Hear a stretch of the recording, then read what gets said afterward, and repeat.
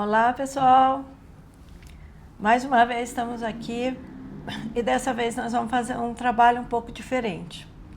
Nós vamos falar sobre um assunto e esse assunto vai servir por base de um testemunho que nós vamos ouvir de alguém que eu amo muito e que precisa de que a gente conte a sua história, porque é uma história de superação e de amor a Deus e de não vitimismo, que é o nosso, faz parte hoje o nosso título, né?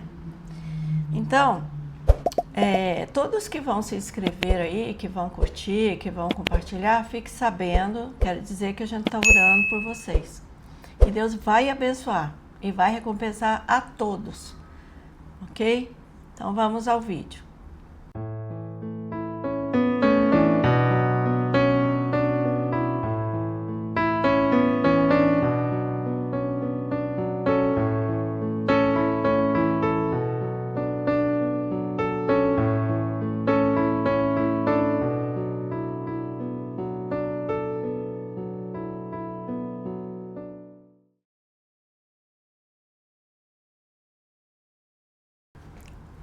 Nós vamos começar com Salmos 27:10, certo? Eu vou falar rapidamente esses versículos, se você quiser pegar a sua Bíblia e conferir, e também acompanhar e ficar com ela aberta aí. Salmos 27:10 diz assim: ainda que me abandonem o pai ou a mãe, o Senhor me acolherá. Então o salmista dizendo, ainda que o seu pai, que a sua mãe te abandonar, preste bem atenção e guarde esse versículo. O Senhor me acolherá. Ok? No Salmos 37, 25 e 26. Já fui jovem e agora sou velho, mas nunca vi um justo desamparado, nem seus filhos mendigando pão. Aí também o salmista diz que nunca viu um justo desamparado. Quem é justo? Justo é aquele que faz a vontade de Deus, aquele que faz justiça para os outros, faz justiça, ama quem está fazendo a justiça e se aborrece com a injustiça. Aquele que deixa toda a sua vaidade, todo o seu pecado e serve a Deus. Esse sim, a sua descendência não mendigará o pão. Isso é promessa de Deus. Por quê? Porque o salmista nunca tinha visto, ele estava velho. E eu também, e nós também nunca vimos, né?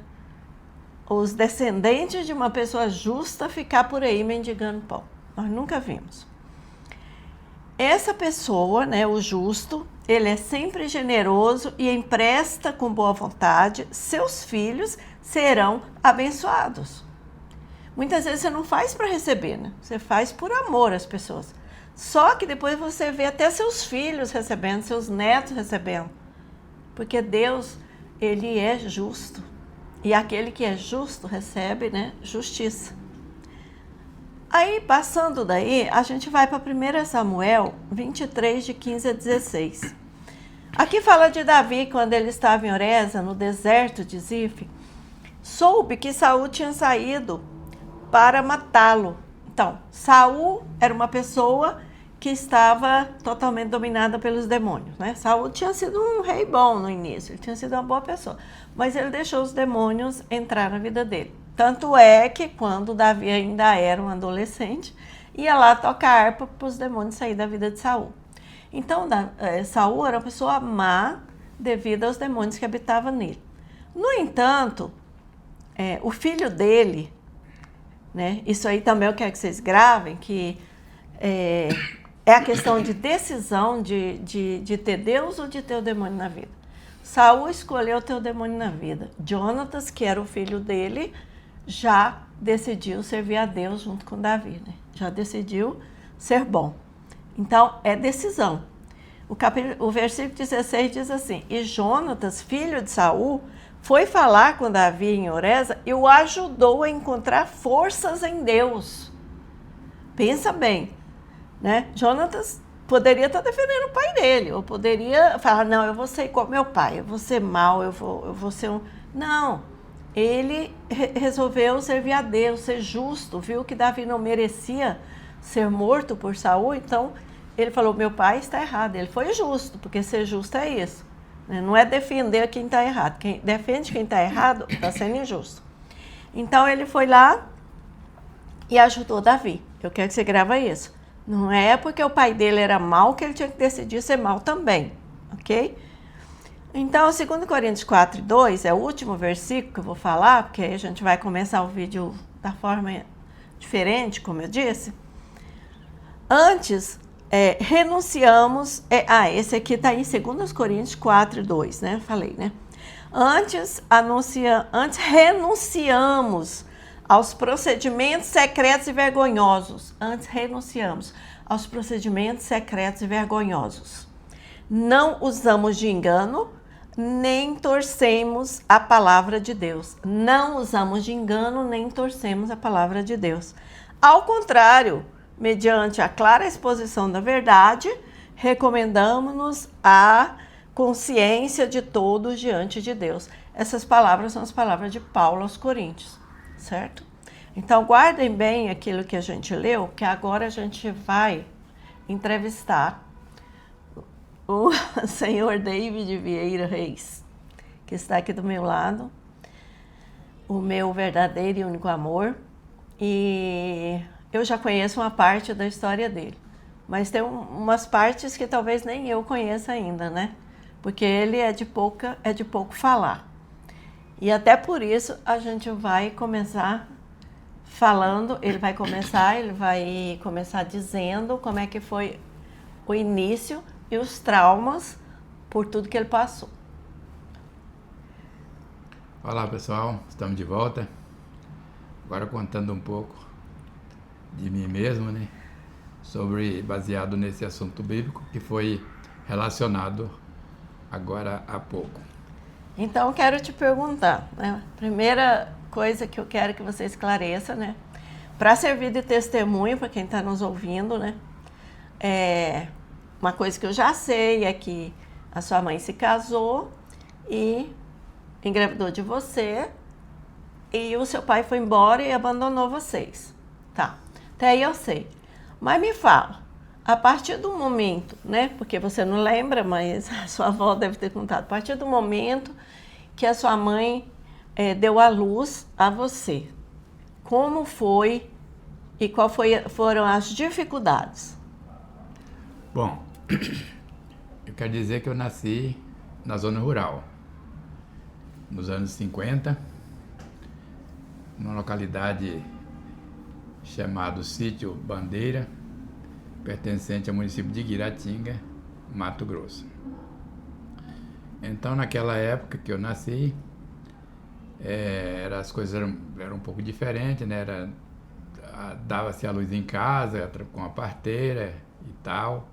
Não tinha negócio de pré-natal e nem de acompanhamento médico. Então, dessa forma que eu vi o mundo.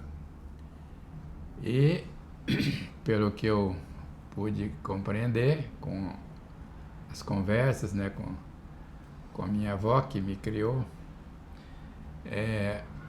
depois de um certo tempo, a minha mãe conseguiu um novo casamento. Eu ainda não tinha, era pequeno, não tinha nenhum ano ainda de vida, né? Devia ter uns 6 meses por aí, 8 meses, se não me engano. E eu fui, então, assim que ela se casou. No começo a gente ficava junto com meu avô, minha avó, no sítio, né? Depois ela se casou e mudou para a cidade, distante uns 6 quilômetros, aproximadamente.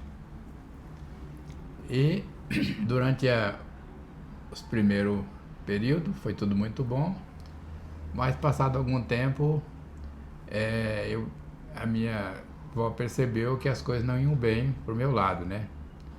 Percebia que eu poderia estar sendo muito castigado, né, ali. Isso você já estava na casa do seu padrasto?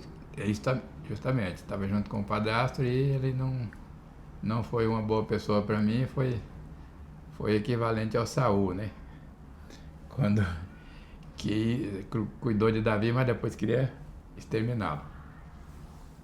E ela, percebendo isso, então, me retirou do ambiente e me adotou para ser criado da forma que ela criou os outros filhos, que são os meus tios, né? E ali passamos a conviver, mas a gente sabia que o meu padrasto, ele era uma pessoa muito violenta e talvez teve problemas também na vida Devia dele. beber também, né? A Bebia. bebida alcoólica, né? Naquela época quase todas as pessoas faziam uso da bebida, né? E as pessoas se comportavam de forma diferente. Alguns ficavam violentos, outros ficavam brincalhões. No caso do meu pai, meu pai biológico, ele era muito brincalhão. E assim fomos vivendo. Mas assim, deixando claro, né, que a sua mãe te registrou sozinha, né?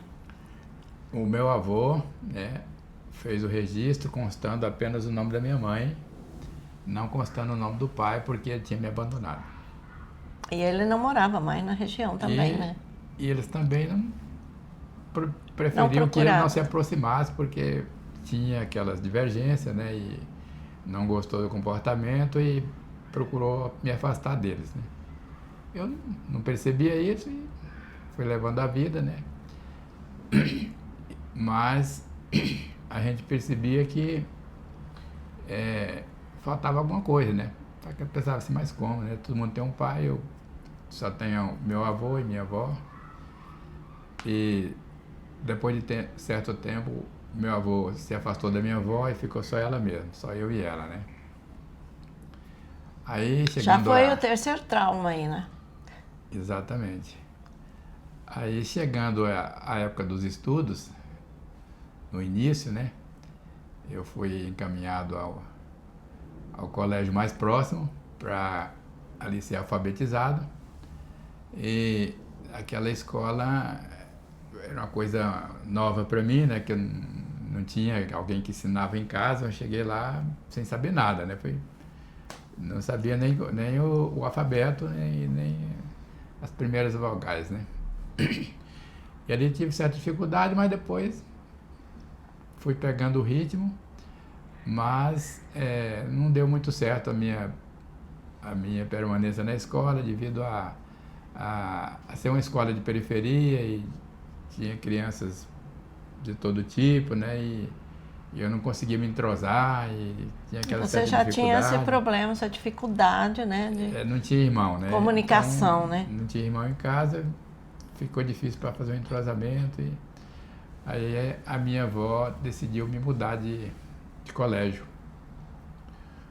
Aí eu tinha feito até o segundo ano, fundamental, ou melhor, fiz o primeiro ano fundamental nessa escola e fui para uma segunda escola para continuar no segundo ano em diante, né? Naquela época existia o primeiro A, B, C, e quando eu fui para a nova escola, eu já estava apto para começar até pular um dos números da série, né? Em vez de B, fazer C. Mas descobriram que eu não tinha feito, aí me retornaram para a classe do B, passei pelo C, para depois passar para o segundo ano. 3 anos só no primeiro ano, hoje é diferente. Era assim mesmo. Então, de certa forma, um aprendizado era melhor. Era melhor. Você adquiria com certeza mais conhecimento e tinha mais bases para, futuramente, prestar o vestibular, né? E conseguir ingressar numa faculdade. Mas como você se sentia nessa outra escola? Porque você não tinha realmente, você tinha vários traumas e você não via, né? Você olhava para todos os lados da sua família e você só via pessoas, né? O seu pai já não estava mais, mas você já sabia que ele era alcoólatra, né? E todos os outros também eram alcoólatras, tios, todo mundo era. Então, o que você pensava lá no fundo do seu coração? O que você pensava? Acho que eu vou desistir, né? Ninguém foi para frente, não vai ser eu que vou. O que você pensou? Eu ficava um pouco pensativo no meu futuro, porque realmente não tinha referências. Quem que eu ia espelhar, né? Meus tios, ninguém estudou o suficiente. Minha avó era analfabeta. Meu avô mal sabia fazer, assinar o próprio nome. E eu não tinha nenhuma referência. Mas eu precisava ser alguém. Eu pensava comigo, né? Eu preciso ser diferente, porque eu não quero passar por todas as situações difíceis que eu vejo hoje dentro da minha família, né? Eu via que todos passavam por dificuldade, trabalhava duras penas no garimpo, na lavoura. Aí você tomou uma decisão, né? Eu quero e vou chegar lá. Isso. Aí quando eu observava isso, eu achava que se eu me firmasse nos estudos e conseguisse concluir e ter um bom aprendizado, eu seria uma pessoa bem diferente, porque eu poderia ter um emprego melhor, e as coisas seriam diferentes de tudo que eu passei, porque a gente passava necessidade, não tinha aquele alimento normal que todo mundo tem, às vezes faltava uma coisa, às vezes faltava outra, e a situação não era fácil, mas eu não desanimei. Engraçado que eu não pensava assim, mas eu posso abandonar o estudo. Eu via muitas pessoas fazerem isso, né? Começava, parava, parava. Meus tios começava, parava. Mas eu tentei levar avante, né? Tinha o apoio da minha avó, apenas, da minha mãe, que também não estudou muito. Que também não estava junto com você, né? Na mesma casa, não estava junto. Mas você tinha só a sua avó ali, que não tinha como te dar apoio na situação nem de escola, nem de aprendizado, e economicamente também era fraca. Exato. E quando ela saía para trabalhar, você tinha que ficar sozinho. Acontecia isso, né? Que ela às vezes tinha que lavar roupas para ganhar alguma coisa para manter o sustento da casa, e eu tinha que estar ali para fazer o que fosse necessário, né? E você em nenhum momento recusava fazer isso, né? Não, nunca achei isso fosse uma dificuldade. Para mim foi um aprendizado. E né? naquele tempo as crianças faziam, viu, gente? As crianças ajudavam em casa. Todo mundo ajudava em casa, não era novidade para mim, né? Não pensa que... Eu não fui assim, somente uma pessoa que fazia esse tipo de serviço caseiro. Todas as demais pessoas faziam, auxiliavam naquilo que podia, e assim eu fui levando a vida. Até você foi pro ensino médio, né? Que naquele tempo falava segundo grau. Ginasial. Não, primeiro foi pro ginásio, né? Depois e tem uma história lá do ginásio, né? Que você era muito quietinho, né? Mas ninguém sabia o que se passava dentro de você, né? Hoje em dia, a criança assim, né, diferente, às vezes até já levam para o médico em top de medicamento, porque, sabe, mesmo que não encontre nada nos exames aí, já, né, tem, é especial e tal. E você realmente era especial, porque Deus estava cuidando de você desde aquele tempo, né? Mas você poderia ter sido, nos tempos de hoje, né, discriminado. Mas você lá bonzinho, quietinho no seu canto, mas assim, você não tinha nem coragem, né, de falar alguma coisa para a coleguinha que você achava bonitinha, né, assim. Eu sei que tinha uma colega, que a gente não vai citar nome, né, mas que era muito bonita, uma menina boa, e aí os meninos adolescentes nessa época tudo eram apaixonados por ela, né. Tinha uns que até brigavam, mas você ficava no seu, né, na sua cantinha, né. Então, eu passei por esses problemas todos, né? Dificuldade. E venceu, né? Venceu. Mas eu não desanimei. Segui adiante, né? Depois começou a trabalhar. Passei o período... Logo mais cedo começou a trabalhar. Assim, eu concluí o primeiro grau. Que a gente dizia o ginásio. O ginásio, naquela época, né? Eu ingressei... Que é o 9º ano no curso médio de contabilidade, por mais 4 anos, né? E ali fui adquirindo conhecimentos. E qual foi a dificuldade para você estudar? Porque não tinha livros, né? O Estado não dava livro, né?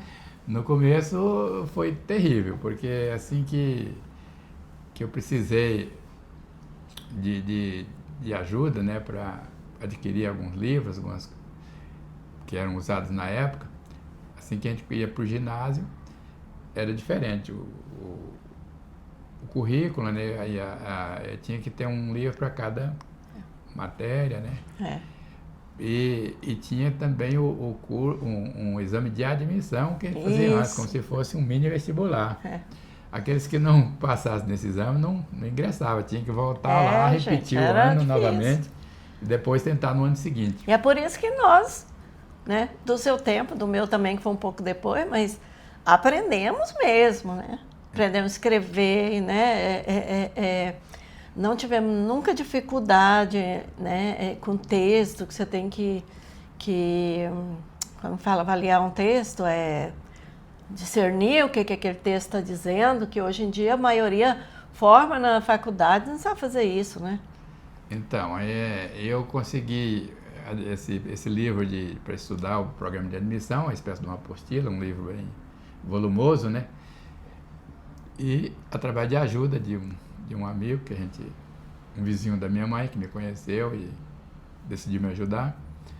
E outros livros didáticos, assim, eu adquiria de pessoas que já tinham passado por aquela série, já estavam adiantados e passavam os livros que ele tinha usado, né, de uma forma mais barata. E assim a gente foi levando esse estudo, né, até concluir o curso ginasial, na década de 70 já, né? E como a gente era pobre, eu tinha que trabalhar, né?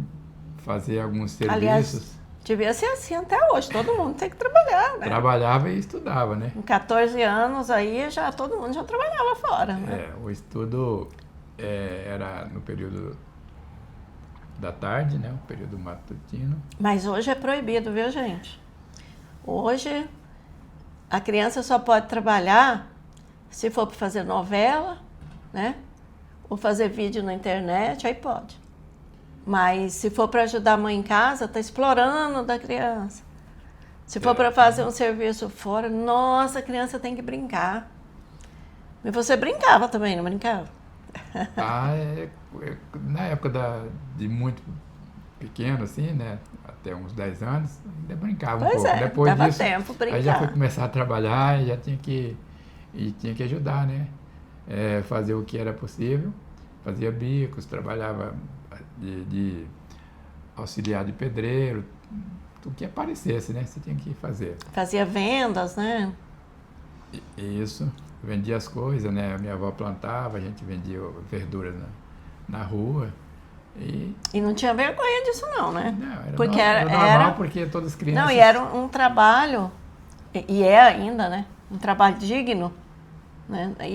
Mas hoje, as crianças de hoje, os adolescentes de hoje... Todas as crianças da época... Não estão querendo mais faziam trabalhar, esse tipo de trabalho, não. né? Eles saíam, não tinha uma feira livre, mas saía de porta em porta, oferecendo alguma verdura, alguma coisa, e ali a gente queria um dinheiro para comprar as outras coisas. Mas para resumir aqui, para não ficar muito longo hoje, né? Porque outra hora a gente pode falar um pouco mais disso. Por que você nunca, né? Sendo que você era rodeado, e naquele tempo era normal, né? O adolescente geralmente já começava a beber, né? Principalmente os mais fracos começavam na pinga mesmo, né? E os mais assim, filho de papai, já era a cerveja, né, eu acho, né, o vinho, né. Naquele tempo tinha aqueles galãozão de vinho, né. E aí, por que você não se interessou pela bebida? E nem pelo cigarro? Devido às consequências. Naquele tempo todo mundo fumava, né? Quase todos. E eu percebia que as pessoas que entravam por esse lado não progrediam na vida. Ele ficava na mesma situação ali a vida toda e não adquiria patrimônio, né? Não evoluía financeiramente. E ele vivia apenas para o sustento próprio e pronto, para ele estar satisfeito. Uma casinha bem simples, né? Mas eu imaginava diferente, né? Então, quando eu percebi essas situações, eu falava, então eu não posso entrar por esse lado. Porque é um lado errado, que eu via que todos mundo que entravam não se davam bem. E também conhecia, estudava os malefícios do cigarro, da bebida, e levava a sério aquilo que eu estudava. E Você gostava muito de ler, né? Lia muito. Sempre lia. Tinha uma biblioteca quando nós sempre- casamos, era uma biblioteca enorme. Naquela época não tinha ainda internet, essas Graças coisas. a Deus, né? Então eu tinha que se informar através da literatura. E tudo que se passava, e tudo coisa de importância, a gente buscava ler, se atualizar. E isso foi necessário e foi também fundamental para que no futuro eu viesse a passar em 2 concursos públicos na Exatamente. mesma época. E pensando aqui sobre a bebida, por exemplo, né, que depois você foi conhecer, nós fomos lá conhecer seu pai, você já tinha 40 anos, se não me engano, e a gente confirmou realmente que ele era alcoólatra, embora trabalhasse, porque tem gente que acha que se eu estou trabalhando eu não sou alcoólatra. Não, tem um monte de alcoólatra trabalhando todo dia, certo? Então, o alcoólatra não é só aquele que está lá na sarjeta deitado, que não faz nada, não. Então, mesmo você tendo, né, esse histórico, igual eu tive, o meu pai também, que até os 7 anos, meu pai trabalhava muito, mas também bebia muito, né, era alcoólatra. Não de cair na rua, essas coisas, mas era alcoólatra. E foi um trauma também que eu levei, né? Mas graças a Deus, aos 7 anos, ele falou, de hoje em diante eu não bebo mais, e ele foi homem para não beber mais. Mas, voltando a você, por exemplo, com tudo isso, você pode ter, né, um alelo no seu DNA que poderia te levar ao alcoolismo, né, e ser um alcoólatra. Mas você não é um gatilho, né, que você não acionou, entendeu? Porque se você tivesse começado a beber socialmente, não, mas eu vou beber só todo fim de semana, né? Só nas festas, aí você tivesse, né? Aquele gatilho tivesse sido acionado, mesmo que você já estivesse estudando, talvez você não conseguiria deixar, porque nem todo mundo tem aquela natureza igual meu pai teve, né? De deixar. Por amor à família que ele fez isso. Mas talvez você não tivesse. Então você escolheu nem começar, né? Então o que você tem a dizer sobre isso, né? Porque você não precisa fazer o que seu pai fez, igual Saul fez. O mal e Jonatas fez o bem. Então, nessa questão, é importante dizer que oportunidades nunca faltaram. Exatamente. Todos os meus irmãos passaram também por situações de Irmãos de por parte de alcoolismo, mãe, por né? parte da minha mãe. É. Os meus tios, todos eles passaram, uns mais, outros menos, mas tem só um deles que praticamente quase não bebia, mas os outros, todos eles passaram por isso. E as pessoas com quem eu convivia, na escola, no trabalho, também bebiam socialmente.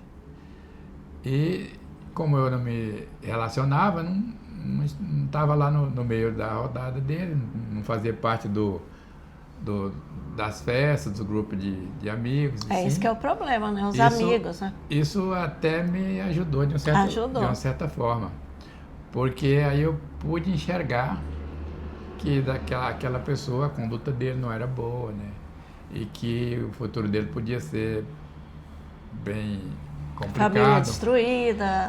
Até tudo, né? tive colega de classe que era bom aluno, se formou em educação física, foi uma ótima pessoa, Exatamente. mas ele não conseguia deixar a bebida. Ele se afundou, né? E ele foi se aprofundando de certa forma que danificou o fígado dele e ele faleceu bem jovem. Pois é. Esse é um Uma dos casos, pessoa- né? Que a gente sabe que a pessoa perdeu até, né? Às vezes perderam, uns nem adquiriram família, que acho que foi o caso dele. Não adquiriu. Outros perderam a família, outros perderam os bens, outros perderam a dignidade, né? Que é o pior. E nunca se aproximaram de Deus porque não dá conta de deixar o vício. E vendo tudo isso, eu não queria essa situação para minha vida, né? Escolhi seguir adiante, sempre cabeça erguida, não abaixei a cabeça, não fiquei lastimando o meu passado. Isso, se nem vitimando, colocando culpa no meu pai, ou na minha família, ou na minha mãe. A linha de prova, que eu nunca reclamei dele. Sim, nunca abriu a boca para reclamar de nada. Quis conhecê-lo assim que surgiu a oportunidade, mas... Ainda tentou salvá-lo? Exato, eu creio que todas as pessoas deveriam pensar dessa forma. Então, você poderia, né? Como hoje, eu já ouvi vários adolescentes, jovens falar assim: é porque eu sou revoltado porque eu não tenho pai. Outro, eu sou revoltado porque minha mãe casou com um homem que eu não gosto. Ou eu sou revoltado por isso, por aquilo. Tudo é revoltado. Então, cada dia vai ficando pior a vida dessas pessoas, né? Então, não podemos culpar as pessoas. Você nunca pensou em beber para esquecer do seu sofrimento? Cada um é dono da sua própria vida. E depois que conhece Jesus, conhece Deus, tem Deus no coração, ele passa a entender melhor. E como foi mesmo, rapidamente aí, como foi que você encontrou Jesus? Então, eu sempre... A palavra. Como você encontrou a palavra? Fui um leitor da escritura bíblica, né? Lia constantemente e fui verificando que realmente o que continha naquele livro era coisas muito boas que a gente tinha que levar em consideração e colocar em prática, né? E eu nunca passei por psicólogo, nem por terapia nenhuma, e nem psiquiatra, e eu via que que naquele tempo a terapia da gente era varinha, né, nas pernas. Era terapia cheia de louça para lavar, né? Então, eu passei os meus problemas, as minhas lutas, mas depois eu encontrei força através de Jesus Cristo, né, que me deu chance de conhecer mais a mim mesmo, e foi como os ensinos dele foram como os ensinos de uma pessoa que trabalha na área da psicologia, né? Porque ele tinha bons conselhos, bons ensinamentos, e eu fui colocando isso em prática. E você gostava de ler e lia coisa boa. Exato. Porque assim, você, por exemplo, estivesse, vamos dizer assim, frequentando igreja e tal, qualquer igreja que fosse, ia dizer, não, mas ele foi influenciado pela igreja, né? Mas você não, né? Você começou a ler sozinho, né? Eu lia sozinho e observava, né, as igrejas. E via que a igreja católica, onde eu fui ensinado a frequentar, não cumpria integralmente o que estava escrito ali, né? Tinha outras coisas que eram acrescentadas e eu via que não estava bem de acordo. Então, devido a isso, a gente foi procurar a igreja que mais levasse a palavra de Deus a sério e seguisse fielmente o que estava escrito no livro. E assim a gente pôde pertencer a uma igreja evangélica, né? Assembleia de Deus, e até hoje a gente, pela graça de Deus, ali fazemos parte do corpo de Cristo, né? Na igreja Assembleia de Deus. Graças a Deus. Então, gente, tem muita coisa que ficou para trás, mas a gente não pode fazer um vídeo muito longo, né? Porque hoje em dia as pessoas nem gostam de ler nem ouvir muito, né? Então, para você que ficou até aqui, que Deus continue te abençoando, que Deus continue te ajudando e passe esse vídeo para frente, principalmente adolescentes e jovens, né? Para que eles tenham ânimo e força e saiba que quem vai dar a vitória, quem vai acolher é Jesus. Se ninguém te acolher, Deus te acolhe, tá bom? E nunca reclame nem vitimize. Eu que pedi para ele dar esse testemunho, porque eu também sou testemunha de que ele nunca reclamou. Aliás, ele ajudava ainda psicologicamente a mim, que precisava, porque eu ficava, às vezes, achando que ele não me amava, porque ele não conversava muito, ele não falava, ele não expunha seus sentimentos. E isso foi até um pequeno entrave no início. Até que eu me converti e fui buscar de Deus e também de conselhos e fui descobrir que, né, que era a forma dele ser. E com isso também, ele nunca disse para mim, olha, quem devia estar nervoso e sofrendo seria eu. Ele poderia me dizer isso, né? Você teve pai e mãe junto, você teve irmãos junto, eu não tive. Ah, porque você teve oportunidade, né, de ir estudar fora, eu não tive. Eu poderia falar algumas oportunidades que eu tive e que ele não teve. Não. Ele queria simplesmente ajudar, ele queria simplesmente, e até hoje, né, que a gente pode ajudar crianças, adolescentes, jovens, idosos, a gente está disposta a ajudar de todas as maneiras e principalmente espiritualmente e psicologicamente. Então ficamos aqui, né? Que Deus abençoe a cada um de vocês. E até o próximo vídeo. Tchau.